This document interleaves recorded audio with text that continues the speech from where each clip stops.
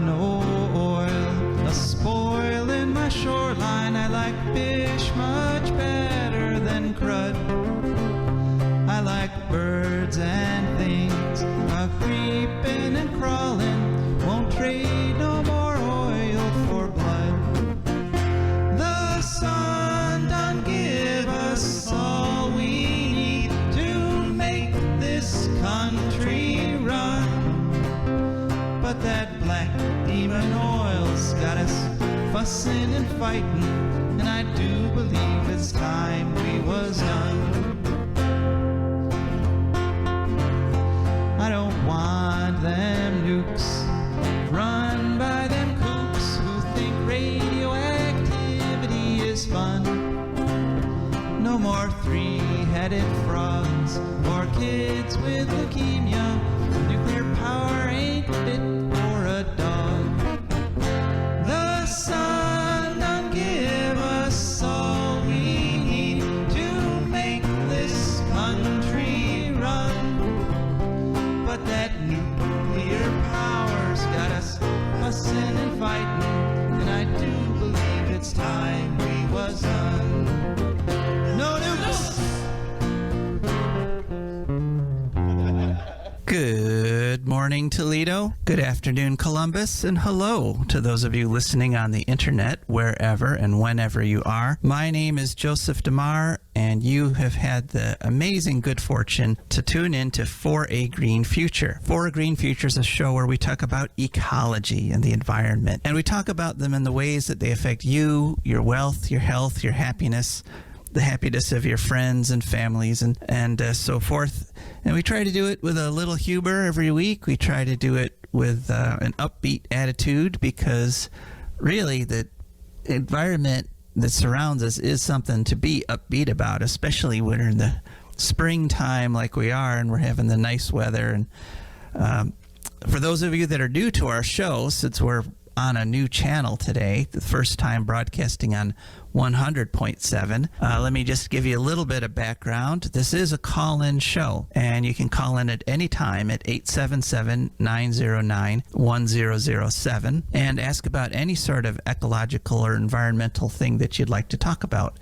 My co-host, Rebecca Wood, will hopefully be joining us very shortly. Rebecca's a great gal from Toledo, and I'm sure you'll be happy to hear from her once she gets on. Oh, Rebecca, hi. Are you on? It would appear that I am. Okay. Well, welcome to 100.7 For a Green Future. Ooh, wow. I was just telling the folks, because we've definitely got some new listeners this week, people who haven't heard us before.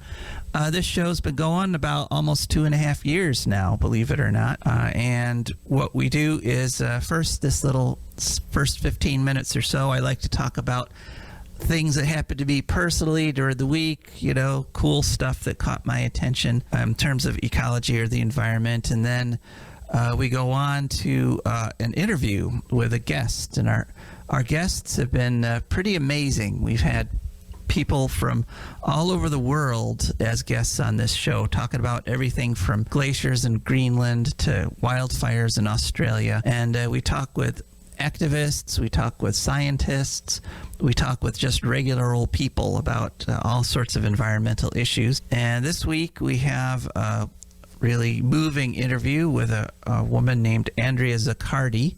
And Andrea is a lawyer with the Center for Biological Diversity, and they are working to try to save the wolves in Idaho.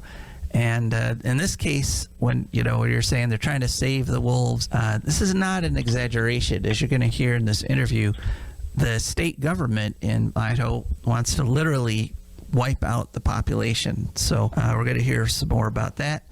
Then we get to hear from our wonderful advertisers and patrons, the people that make this show possible and keep it coming to you, for whom we are very grateful. And then Rebecca is going to have a little bit about Oak Openings. She does a little bit of environmental news or ecological backstory every week. And then we go on to our environmental news segment, which is where we talk about the things this past week, the significant environmental news stories, the ones that kind of make a difference and are going to make a difference in your lives and our lives going into the future. And Rebecca, you're on the air. Can I hear you? Okay. Can you? I hope so. A note to Russell. I think if we could go back to what we just had, I can. Then I might be able to hear Rebecca. Hi, Rebecca. Are you there? Hello. Okay, good. All right. So, just wanted to talk a little bit about a few things that happened this week for me. One of our continuing stories is we've been keeping track of peas in my garden. I planted peas about a month before the scheduled time on the pea packet because I'm thinking with global warming, spring getting earlier and earlier. There's an experiment. I planted these peas on literally the first day of spring, which is about a month ahead of when you're supposed to plant them. And I just wanted to report they're doing great. They're sending vines up. They're getting ready to produce flowers. So just another tiny little piece of evidence in my backyard that, yes, global warming is real. And for those of you who'd like to call in at 877-909-1007, just let you know that the existence of global warming is not really a topic for debate on our show. But if you wanted to call in and talk about it, we'd be happy to explain, why it's real and why the people that are telling you it isn't real are leading you down a terrible path with a terrible end. But this has not been a terrible week. It's been a great week in terms of weather and getting out. I'm happy to say I was able to get out hiking this week at least 3 times, I think maybe 4 times. And yesterday, May 1st, I did something a little unusual. I actually took a drive down to North Baltimore, which is the southern end of the Slippery Elm Trail. And that's my favorite trail. We talk about it a lot.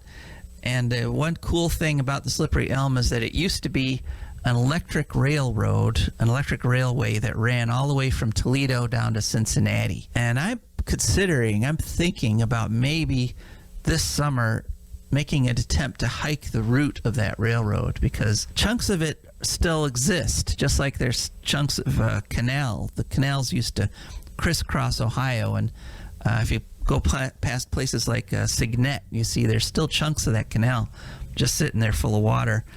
And a cool thing that happened to me as I was down there in North Baltimore, I was hiking northward, and I saw way back in the bushes off the side of the trail, I saw a little cement pillar, and I, went off the trail and I went up to it, and it turns out that is a remainder from when the railroad was functioning 100 years ago, back in the 1920s.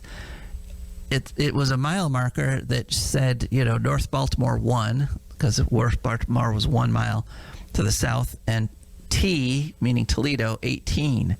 So it was a mile marker for that people would look at out the windows of the electric trolley as it was carrying them 60 miles an hour from Cleveland from Cincinnati back to Toledo. So really cool thing to just find there in the woods. And it was a really cool week on the trail. I saw a bald eagle for the first time around here. A really nice bald eagle just floating along up there in the sky. And it was the other reason I went all the way down to North Baltimore was I hadn't yet heard any spring peepers this spring. And I love spring peepers. They're, a cool part of spring. Didn't hear any in Bowling Green or in the trail around here, unfortunately. But I'm happy to report I did hear some spring peepers down in the North Baltimore area. So if you're an ecologist, you look at all these plants and animals that we're living in is like parts of a big puzzle. And the amphibian part, the frogs and the salamanders, they're an important part of the puzzle. And the idea that a big piece like that could be missing, that there might not be any spring peepers around, period, that is a hard thing for an ecologist to take, because we know every piece of that puzzle is important. And right now the puzzle's kind of disassembled. We've sort of taken some of the pieces and scattered them, and we've actually got some pieces from other puzzles, meaning like invasive species, in the box with this puzzle. And And we're trying to make a whole coherent picture. That's what the environment's always trying to do, is reach a balance, reach a coherent whole that is really cool and can support all of us. And so that's it was nice to hear spring peepers, and I didn't realize how much I missed them until I actually took a listen. And part of me kind of relaxed once I heard that. Once I heard the spring peepers down in North Baltimore, I'm like, okay, they're not extinct in Northwest Ohio. You may have to go search for them, but you can at least find them. I'm missing one the bird thing song that out here in Sylvania. is in danger of extinction, though, is unfortunately the wolf in North America. They're doing okay up in Alaska, but everywhere else on the continent, they're being threatened. And they had been rebounding because up until this past January, they were protected under the Endangered Species Act. But the Trump administration removed endangered species protection for the wolf, and the result has been an incredible slaughter of wolves. We reported Wisconsin actually opened up a wolf season. They were forced to by the courts, and they had to shut it down in 3 days because in 3 days the hunters just went insane and slaughtered more wolves. They slaughtered almost twice as many wolves as the state wildlife administration was going to allow them to. So it's really a kind of an embarrassing bloodthirst that hunters get when they're allowed to just indiscriminately kill wolves. And unfortunately, that's what we're looking at. So I'm going to go to my interview now with Andrea Zaccardi, and she'll tell you all about this and tell us how we can maybe help it. It's pretty far along in the legislative process, but it isn't law yet, this wolf extermination program. So go ahead, Russell. Let's hear from Andrea Zaccardi. Hi, my name is Andrea Zaccardi, and I'm a senior attorney with the Center for Biological Diversity. Okay, Andrea, thanks so much for coming on For a Green Future. Now, thanks for having me. Oh, you're welcome. So tell us about this bill. Is the Idaho state government really intent on wiping out 90% of Idaho's wolf population? Well, yes, unfortunately, this bill is really just as bad as it sounds. The goal of the bill is to basically wipe out as many wolves as possible across the state using any means possible. At the behest of the agricultural industry and livestock owners, the Idaho legislature passed this bill this week, and it's now on the governor's desk for signing. If Governor Little does sign this bill, it will permit hunters and trappers to kill an unlimited number of wolves using a variety of cruel methods that could include poisoning wolves, gassing them in their dens, and even running them down with ATVs or snowmobiles. The state will be using largely taxpayer dollars to hire private contractors to kill wolves as well. Private assassins, kind of more like there. Yeah, unfortunately. So, but isn't it true, though, that this comes at a time when we're learning that a healthy wolf population is really essential for having healthy ecosystems? Well, yeah, that's right. We've actually known for quite some time now the benefits that wolves have on maintaining a healthy ecosystem. In Yellowstone, scientists have been studying this for a long time and have found that since the reintroduction of wolves, they've had really a profound impact on the ecosystem there. So as wolves started repopulating the landscape there, elk and deer moved out of the most open areas to graze, where they were less vulnerable, including moving away from stream sites, for example. And as a result of them moving away from stream banks, riparian vegetation along rivers was able to regrow.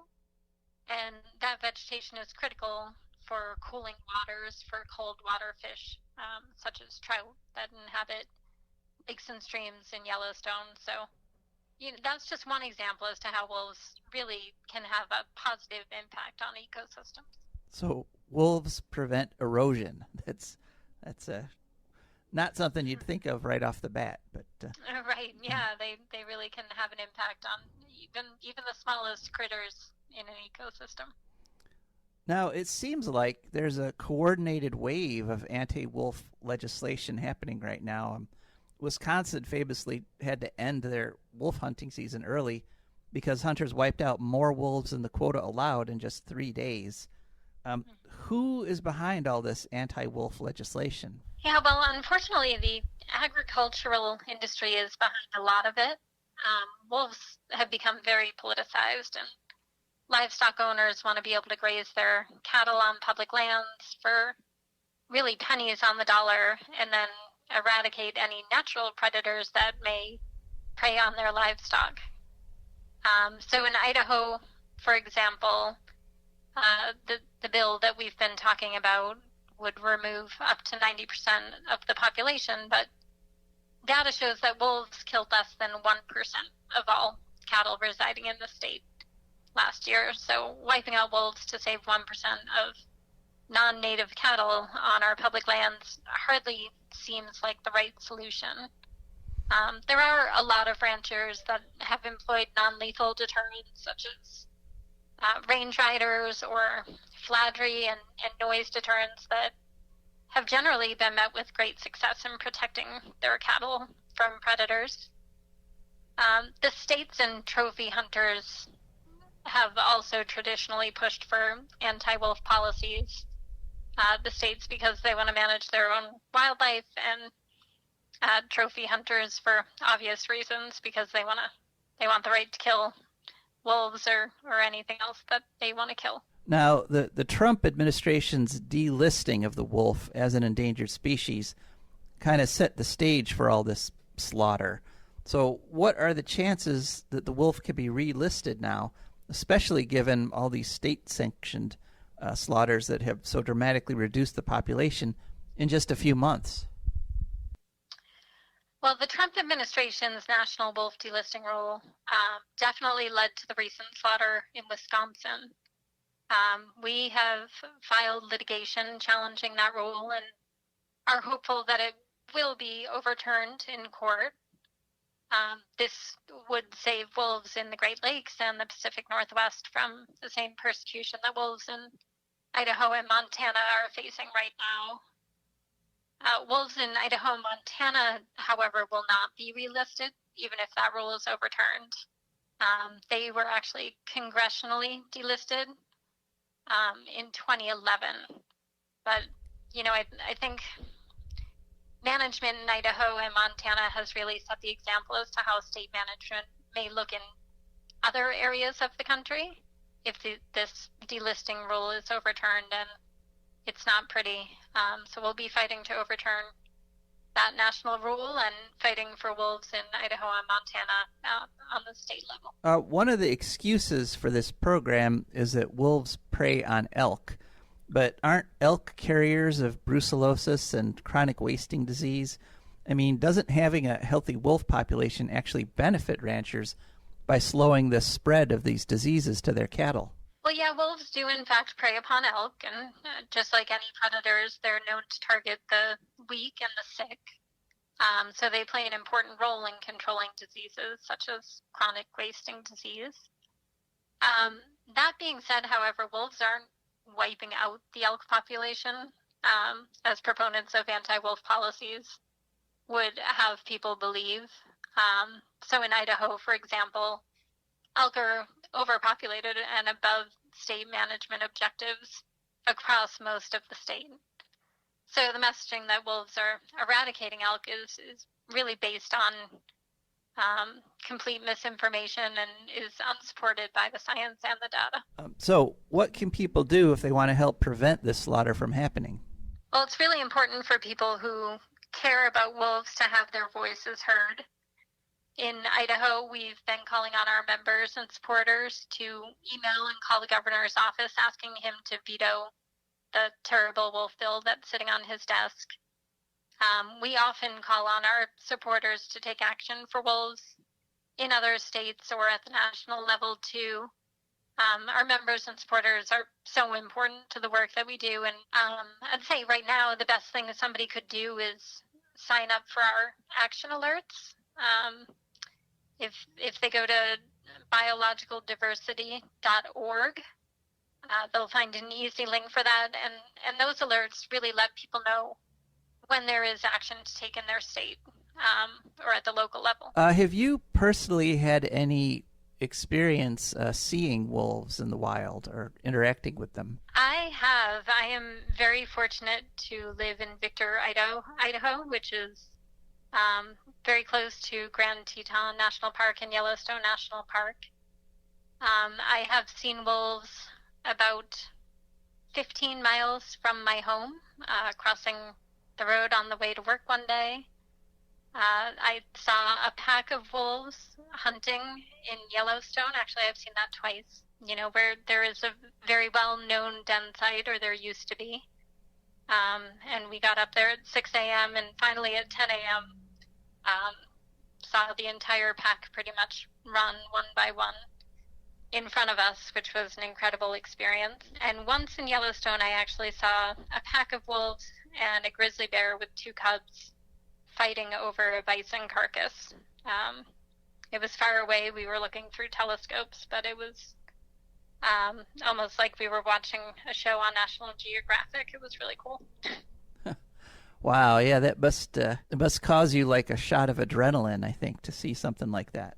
Yeah, and it was just crazy to see how many people were there gathered around watching this. I mean, obviously it's a unique and incredible experience, but seeing how many people stood there for hours and hours watching through telescopes and trying to take pictures through telescopes from all over the world really just goes to show, how much people care for these animals, and also how important they are to the economy, to the local economies. I mean, there are millions of visitors from all over the world coming to Yellowstone in hopes of seeing wolves or a grizzly bear on the landscape. I think that it would be cool if you could have that kind of experience anywhere.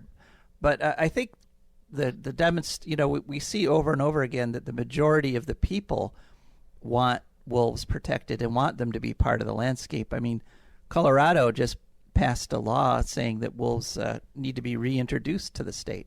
Yeah, polls show time and time again that really most Americans and people across the world would prefer that these animals be protected. It's unfortunate that the states and also sometimes the federal government cater to special interests, so they're catering to the agricultural industry, ranchers, trophy hunters, and not really always protecting wildlife for the majority. Is there anything you'd like to add on this issue?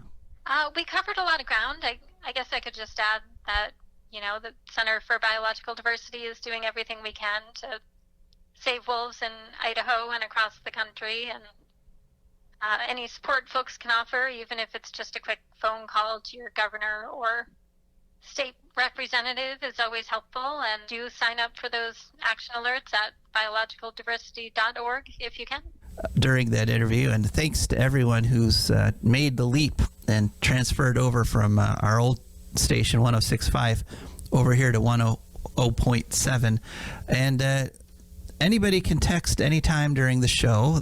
We welcome texts, and the number to send a text to is 419-973-5841. So what did you think of Andrea Zaccardi there and what they're trying to do to the wolves in Idaho? Let's hope we can stop them. There's the one chance where the governor could veto this legislation. And a point she touched on that I want to reemphasize, and this is one of our recurring themes on For a Green Future, is that there's actually greater economic benefit to the region by having wolves around that people can go see and bring in tourist dollars. And the point that's part of is that a green future is actually an economically better future. A place that has a good, healthy ecosystem is more productive, and the people who live in that region are healthier and wealthier than the people who live in areas where the environment has been destroyed.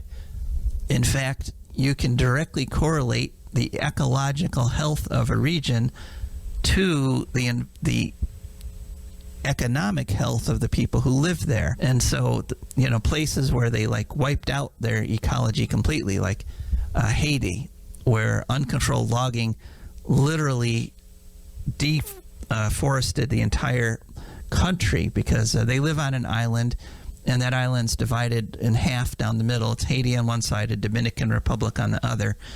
And if you look at that island from space, you could see Haiti has no trees, and they have the poorest people in the world, literally. Dominican Republic, because of legislation and regulation, has kept most of their forest, and the people there are, hundreds of times better off economically than the people in Haiti. So this is not either or. This is not you have to be uncomfortable and poor but have a good environment. No. If you want to be comfortable and wealthy, you need to have a healthy environment. And I just wanted to add a little bit to my adventure down in North Baltimore yesterday. I, after walking, went to get lunch at the Daily Queen, which is the nice little restaurant they have down there. And no, I'm not being paid to promote it. If you hear me talk about something on the station or on this show, it's not because someone's paid me to do it. It's just because I came across it and I did like it. So I got a sandwich and a milkshake at the Daily Queen there, which it turned out to be their grand opening. And so there was a line of about 20 of us down there in North Baltimore, which is a big crowd for that area.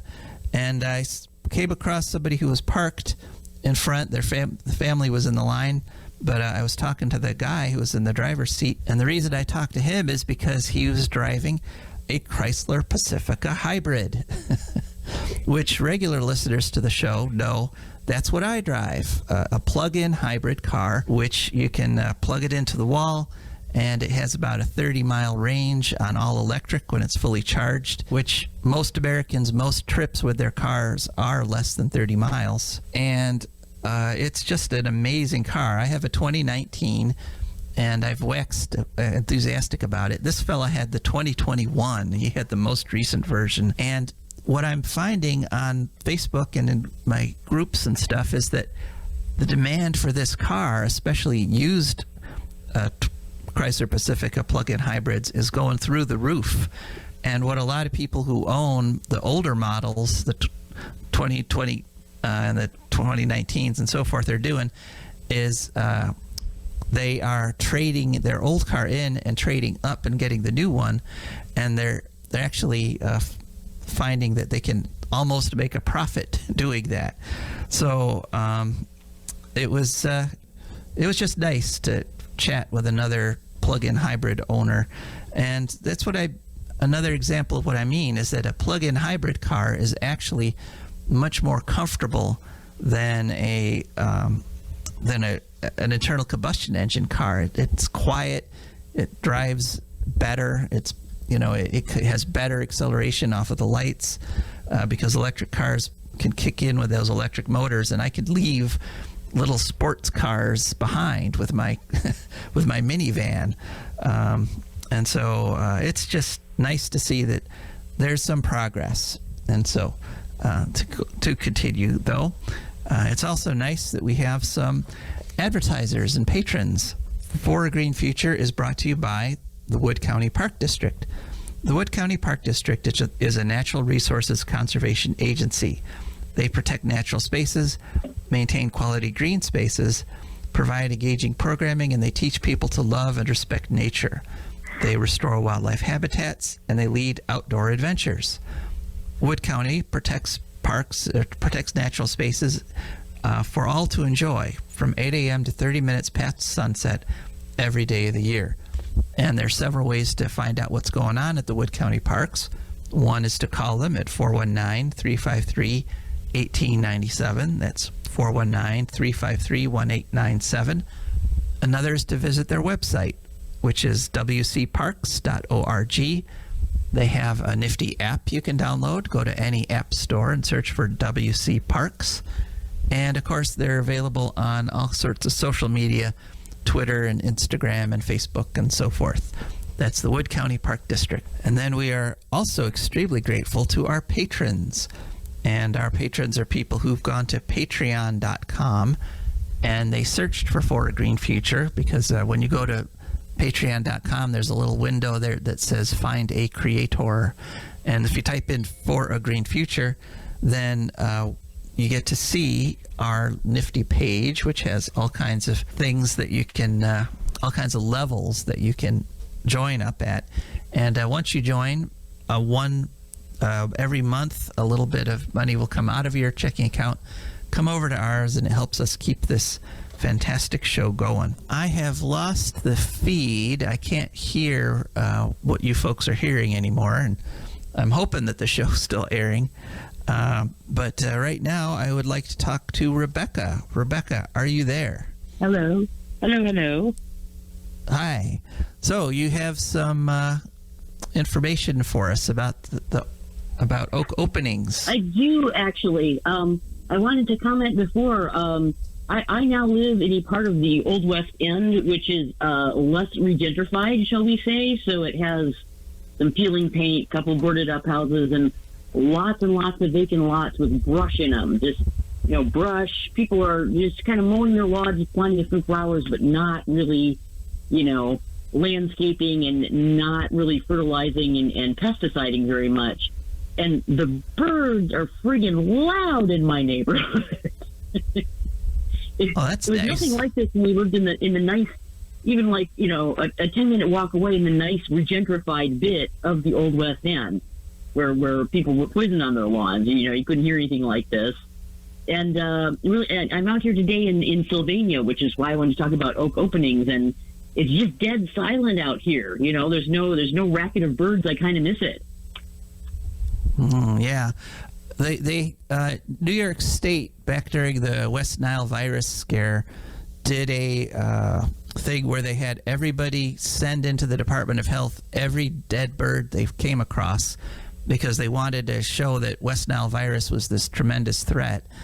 And so they did, for an entire year, analyzed every dead bird they could get a hold of, and they found out that the most common cause of bird death is herbicides and pesticides. That's what's killing all the birds. And so, so it's not surprising that some place that has a lot of lawn spraying would have very few birds. So it's a great little neighborhood, really. It doesn't, look nice and middle class, but ecologically it's great. And really, we thought that it was going to be all scary and shooty when we moved there, but in fact, everybody's real quiet, friendly. We're living in the urban version of Mayberry RSD, basically. Okay, so Oak Openings. Let's hear about it. So Oak Openings. I'm in kind of the area. I'm out by a park here, which is I'm in the area where, like, if you dig down a couple inches in the, really even just down below the grass in the backyard, you're going to hit this weird kind of very fine reddish sand, red orange sand, which you get all over this area. But Oak Openings is basically, it's a globally rare ecosystem. It's 130 square miles, it turns out, in Ohio, spread out over 6 counties, 4 of them in Ohio and 2 in Michigan. And the Nature Conservancy, it's basically just like sand over clay, and the wind is perpetually moving the sand around, which is crazy. So it's, very kind of dynamic and in flux and things. And the Nature Conservancy has declared it one of 200 last great places on Earth, and says it has similar ecological importance to the Everglades. Apparently the deal with this weird sand in the middle of a prairie and forest is that continental glacier melted years ago, leaving something called Lake Warren, which was just a very, very large version of Lake Erie. And then when it shrank back, it kind of left this glacial beach, because Lake Warren was there long enough. You know what sand is? It's broken up rock, basically. It's just kind of very, very tiny, almost powdered rock. And the beach was there long enough that it left the beach when the lake receded. So it's if you go to the metro park by that name, which is of course much smaller than the total region, you'll just be walking around on this little trail through the oak forest, and suddenly you'll be in this open meadow that it's a beach. It's a beach in the middle of a forest, and it's red, and it has being kind of very, very natural looking, and at the same time completely crazy because it's so different from anything you expect, But the history, the pioneer named it Oak Openings because they had been slogging through the Black Swamp for several days, the Great Black Swamp, as we call this entire part of Northwest Ohio. And then suddenly, you'd get to this area where your wagons could get a footing, and there was a little bit of light in the clearings, and it was a very nice break for them. A little mini vacation, if it was. There was a fellow, apparently Edwin Lincoln Moseley, who Moseley Hall in Bowling Green State University is named after, apparently, in the 1900s, who was really excited about it and was running around. He found like over 100 species that are more common here than any place else. I think it's just recently been expanded because it was really thought of as an Ohio thing for many decades, because Ohio was the place that had Oak Openings Park, and that it was, part of the history of the Great Black Swamp and things. So all the people from Ohio were studying it, and we were really just looking at Ohio and stopping at the border. But yeah, it turns out the rest of Detroit, Monroe, Michigan, and Toledo, like all the way up into Detroit. So it looks like it's gotten bigger, but it's still very much under threat, apparently. Not too many places where you could still see active dunes. Oak Openings State Park that you mentioned is one of those few places. And it's kind of my wife actually, her mother grew up on a farm on the edge of the park, which is now actually included in the park. But she says that when she was younger, the dune area at Oak Openings was a lot sandier with fewer trees and things. And then here in Bowling Green, we have Sand Ridge Road, which is basically just a bunch of houses built on a sand dune, which has grown over. So it is cool to think this was all beach one time. And I remember when I moved into Bowling Green about 10 years ago, one thing I noticed was that a lot of guys go around without their shirts here. It's kind of a thing. And I was wondering, is there a beach near here? And yeah. It turns out it's sort of the whole region. It's kind of cool. Memory of the beach. Yeah, it reminds me a little bit of the movie Waterworld, like the part at the end where, they spend the whole movie looking for something called dry land, which turns out to be a little island, which is actually the top of Mount Everest. And I don't know, it's because the world has changed so much in a similar way, in terms of water coming and going. It's crazy. Well, it's funny you brought that one up, because in our environmental news segment, there's a story that kind of relates to that. So I think we're going to go ahead and head on to environmental news now. Thank you very much, Rebecca. You're welcome. All right. So our first story, which Rebecca gave us a very nice lead into, a study out of Harvard, and they've been looking at the Antarctic ice sheet, and we all know that the standard predictions now are that if the Antarctic ice sheets melt, it'll raise sea levels by about 10 feet, wiping out most of Florida, all our coastal cities, et cetera, et cetera. Well, these smart Alecs at Harvard thought of something else, and that is the phenomenon of glacial rebound. And Rebecca mentioned before about how this whole region used to be covered with glaciers. Well, once you remove the weight of the glaciers, the land actually gets higher. It lifts up. And that's still happening in our region, actually, from the glaciers that melted 10,000 years ago, because here it's extremely slow process, because apparently our magma very viscous. Or no, excuse me, our magma is viscous. So our glacial rebound is pretty slow. But under Antarctica, the magma has a very low viscosity. And so that rebound if the glaciers melt, that continent is going to raise up. It's going to rebound much more quickly.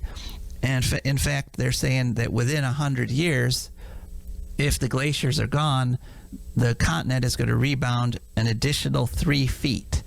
So that raises the sea level rise for the rest of us, because like Atlantis raising from the ocean, it's going to raise the level of the rest of the ocean. That'll raise the sea level rise from 10 feet to 13 feet, which, if you look at the topographic maps of places like Florida, change it from being the remains of a peninsula to just being a bunch of unconnected islands. That additional 3 feet of sea level rise is going to be pretty big impact. So just another argument for not destroying the planet and not allowing global warming to go off the charts the way we currently are. Okay, next story. This was the big environmental story this past week. Most of the papers covered it. There has been discovered off the coast of California, or I should say rediscovered, near Catalina Island, around 30,000 barrels of DDT that were dumped over the space of about 40 years. And so we know that it was there because the companies that dumped it actually kept records, but nobody really had a grasp of the scale of it. So 30,000 barrels of DDT is enough to really destroy the ecosystems there. They're in pretty deep water. They're in about a couple thousand feet of water right now. But the effect of DDT, it was, originally an insecticide, and so it kills things like arthropods, like copepods that live in the bottom of the sea, and lobsters, and all those cool insect-like animals get killed by it. And then the terrible thing about DDT, which was dramatized in the book Silent Spring by Rachel Carson, is that it is a bioaccumulator. That is, as you go up the food chain, DDT gets concentrated higher and higher in the food chain.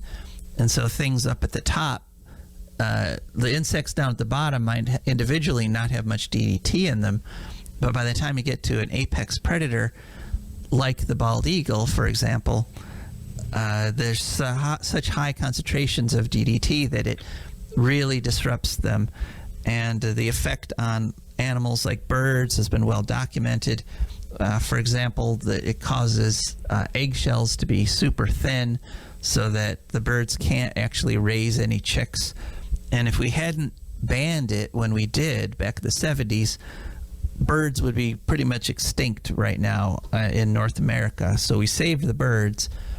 But there's evidence that the animals on the West Coast are actually suffering from this DDT reservoir.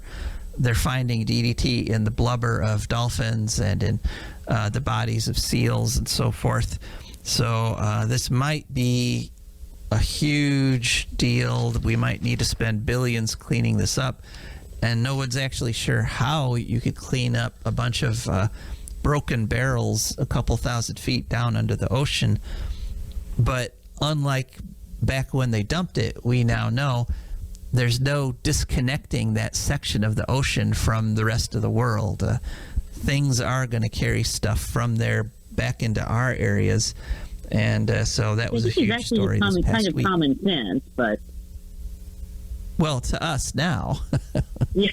But, well, no, really, but back then, the quote-unquote common sense was dump it a couple offshore, miles offshore, thousands of feet deep, and we're never going to have to worry about it again. Yeah, but if I dump stuff in one side of a pot, it gets the other side of the pot. Yeah, as we know now. Yes. Well, you really only had to look at the laws of physics then to know it too. I think they were kind of kidding themselves. Well, not enough people are versed in the laws of physics, I guess. I suppose, yeah. Yeah, I mean, a few shows back we were talking about how they used to dump the offal, OFFAL, off of the refuse off of canal boats. You're the one who told me they would dump off one side, but the rule was you would take your drinking water off the other side.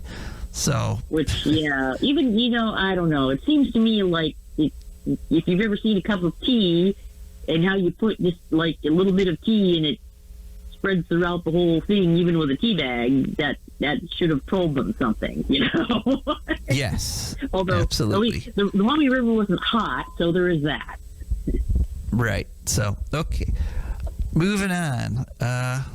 Another big story that, well, this wasn't widely covered, but there was a shareholder motion this past week at the Berkshire Hathaway Company, which is Warren Buffett's big investment firm that owns a huge chunk of the economy.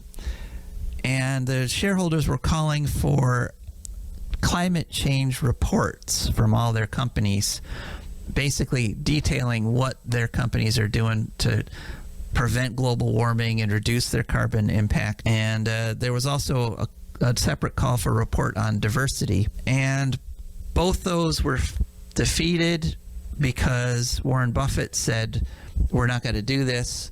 And he owns about a third of the shares in Berkshire Hathaway. And so he only needs another, quarter or so people to agree with him to defeat the motion. But I wanted to talk about this because it brings up the issue of shareholder activism. This was a big buzzword, a big catchphrase back in the 90s. And people had this notion that if they became shareholders in these companies that are literally destroying the planet, like Exxon and so forth, then they could show up at these shareholder meetings and use their influence that they've purchased to change the behavior of the companies. And there's a lot of debate over whether this is at all effective. Now, in terms of just looking at the shareholder motions, it's pretty clearly ineffective because more than 90% of them fail, just like this one failed, because the idea that you can buy sort of a vote, you can sort of buy into a democratic, quote unquote, fingers are in the air, quote, doing the quote marks, a democratic process to change the behavior of the company that you're investing in. The billionaires like Warren Buffett have so much more money and so many more dollars and so many more votes that these shareholder motions are almost inevitably fail. I mean, the sole, sometimes there's a few exceptions here and there, and those are when it's obvious to everybody that if the company doesn't change, they're going to go under. Those arguably would have passed anyway, and the companies would have done them anyway. But some people claim that the mere presence of these shareholder activists apply a kind of pressure to the boardroom, that they just being made aware of the issue through these motions is enough to sort of trigger change. Personally, I don't buy it because what this does is it requires you, if you're a shareholder activist, to invest your money into the companies that are doing the most damage. So you're giving them money for being so bad. My personal opinion is that if you want to use your money to affect change, then you should invest in the companies that are doing the right thing. And that makes them more profitable. And eventually they will beat out the companies that are being less environmentally responsive, because those companies are hurting the economy and they're on their way out. For example, I have a retirement fund, and it's called the CREF Social Choice Account, and I put all my money into it. And the reason I did that was because they don't invest in nuclear power, and they have a whole other range of things. Like the companies they invest in have to provide health care for their employees and have to give them vacations. And and have all kinds of other lists of things that this is what the companies in this fund have to do. And I think it's much more productive in the long run to invest in those companies than to invest in the companies that are doing the very things you don't want to happen. So just another example this past week of a shareholder motion that was defeated, and another blow to shareholder activism, quote unquote. Counter that with some good news. In 2018, there was a settlement. A bunch of environmental groups sued under the Endangered Species Act, because even though the humpback whale had been recognized as an endangered species, there was no territory set aside for them as is required by the law.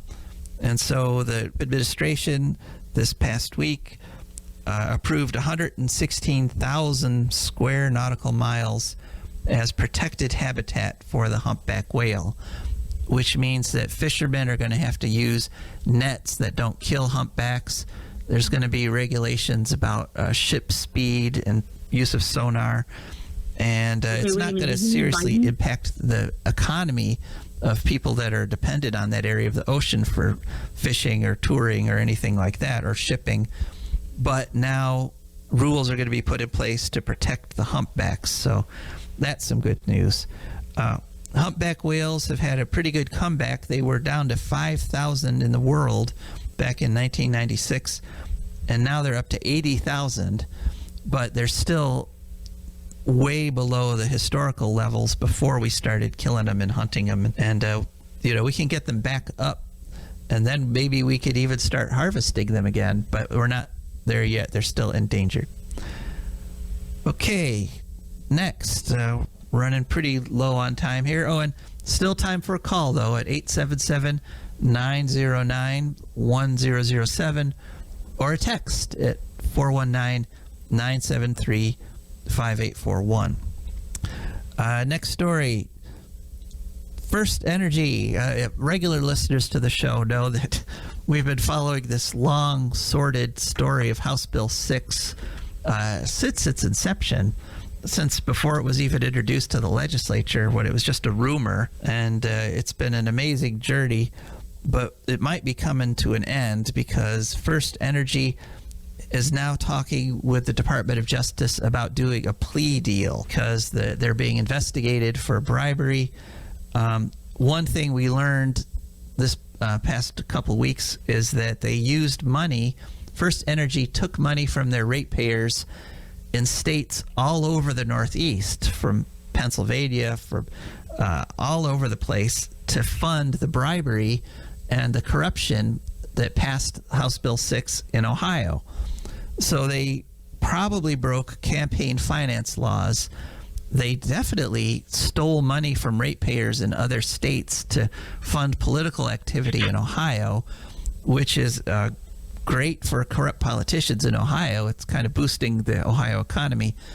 But they also probably broke a whole bunch of FERC regulations in terms of not reporting it and basically ripping off the ratepayers in those states. So I had just got a note from Russell. Russell, what did you tell me there? One last story, ending on a high note. The Indian Point nuclear plant in New York State has shut down. It shut down yesterday, May Day, which is great news for the 20 million or so people that live within 20 miles of it. And putting a nuclear plant in that location in the first place was insane, because if it ever had a meltdown, it would literally be impossible to evacuate that many people. And where would they go? I mean, where would you empty New York City out into? And if New York City ended up like Pripyat or Fukushima province, the blow to our economy might be irrecoverable. So kudos to New York for finally shutting down Indian Point. Unfortunately, Cuomo, the governor, cut a deal where he bailed out all the other nuke plants in New York State in order to shut the one down, which is incredibly short-sighted and a bad decision. But one down, and maybe we can get the rest out of the way pretty soon there. All right. I see we've come to the end of the hour. I thank you all for sticking with us. Thanks for those that made the jump from 106.5. This is Joe DeMare and Rebecca Wood, and we are signing off. The sun done give us all we need to make this country run. But that black demon oil's got us fussing and fighting, and I do believe it's time we was done.